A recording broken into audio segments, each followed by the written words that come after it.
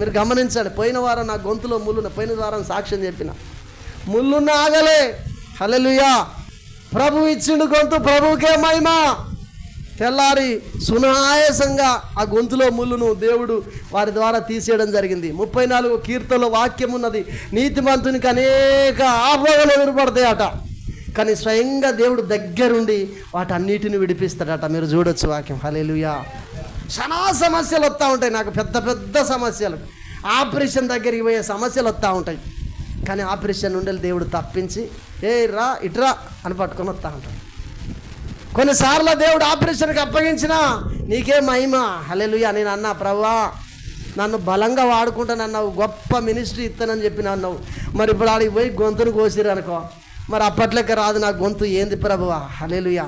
నాలో చాలా సందేహాలు కలుగుతూ ఉన్నాయి, కానీ దేవుని మీద మనసు పెట్టిన నా గొంతును అనేక సార్లు సాతానుడు తీసేయాలనుకున్నాడు. గుమ్మి గురించి తెలుసా? గుమ్ములు అంటే ఎంతమందికి తెలుసు? గుమ్ములు, ఇట్లాంటి గుమ్మి మా ఇంటి దగ్గర ఒక్క నిట్టాడిల్లు ఉండేది, ఒక్క నిట్టాడిల్లు పెద్దగా ఉండేది, నిట్టాడిల్లు ఒకటి ఉండేది. ఆ నిట్టాడి ఇంట్లో ఆ దూలాల మీద 2 కర్రలు పెట్టి, ఆ కర్రల మీద పెద్ద గుమ్మి పెట్టిరు మా తల్లిదండ్రులు. పైన పెడితే మేము చిన్నప్పుడు రేసాట ఆడతాను. రేసాట అంటే తెలుసుగా, ఆడుకుంటా పోయి ఆ గుమ్మి ఎక్కినాం. గుమ్మి ఎక్కితే నేనున్ను ఒడ్లోల పిల్లవాడు సతీష్ అనేటోడు. అప్పుడు ఇంట్లోనే పొయ్యిలు ఉండేవి మనకు, అంతే కదా.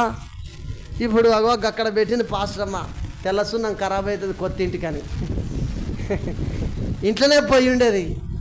అయితే గమనించండి, నేను కడకు రాగానే ఆ గుమ్మి అంత ఎత్తుంటుంది, ఇంచుమించు అంత ఎత్తు పైన గుమ్మి ఉన్నది. అక్క నుండేలి బొర్లింది, బొర్లగానే కింద పడ్డాం. ఇంట్లో పొయ్యి ఉంటే పొయ్యికి చుట్టూ 3 అయి ఉంటాయి కదా రాళ్ళు, ఇటు గ్యాబ్ ఉంటుంది. ఈ గ్యాబులో బరాబర్ నా తలగా ఇట్లా పడ్డది. ఆ గుమ్మికి పైకి కొయ్యలు ఉంటాయి, చుట్టూ కొయ్యలు ఉంటాయి. ఆ పొయ్యి మీదకి వచ్చి ఇట్లా గుమ్మి ఆని ఆ కొయ్యలు వచ్చి బరాబర్ ఇక్కడ దిగినాయి. ఇగో ఇక్కడ ఈడ ఉంటుంది, ఇంకా కాటు ఉంటుంది. అయితే ఈ 2 ఎత్తులు ఉన్నది, పొయ్యి ఎత్తులు ఉన్నాయి కాబట్టి ఈ పుల్లలు గొంతు లోపలికి పోకుండా ఆగింది. అప్పుడు ఏం జరిగిందంటే గొంతు ఆ రోజు కూడా నాది పోయేది. ఎందుకంటే ప్రభువు నాతో చెప్పిండు 2012లో ఒక నక్షత్రము వలె నువ్వు ప్రకాశిస్తావు అని చెప్పి దర్శనంలో దేవుడు నాకు చూపెట్టిండు.